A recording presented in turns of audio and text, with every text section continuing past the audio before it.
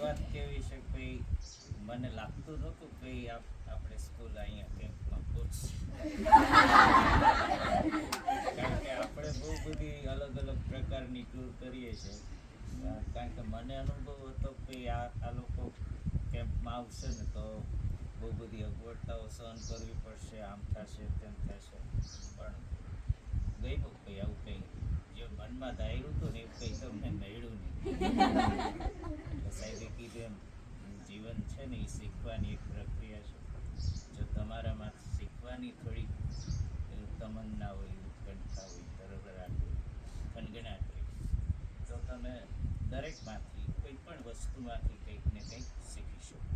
જો તમે શીખવા ધારો ને તો એક વૃક્ષ પણ તમને ઘણું બધું શીખવી શકે, એક પ્રાણી પણ તમને ઘણું બધું શીખવી શકે, એક નદી પણ ઘણું બધું શીખવી શકે, એક પુસ્તક પણ ઘણું બધું શીખવી શકે. અને પુસ્તક કેટલું શીખવી શકે ને એ ઘનશ્યામભાઈ પાસેથી શીખવા જેવું.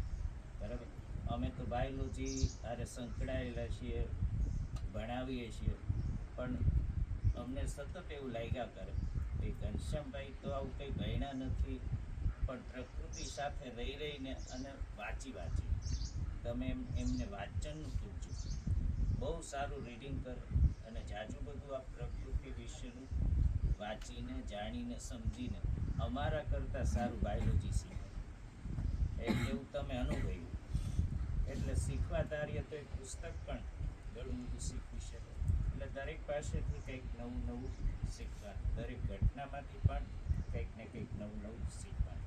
બરાબર, બધું આપણી ઈચ્છા મુજબ જ થાય એવું જરૂરી નથી. બરાબર, તો આ કેમ્પમાંથી તમે ઘણા બધા અનુભવો લઈને જીવનમાં ખૂબ આગળ વધો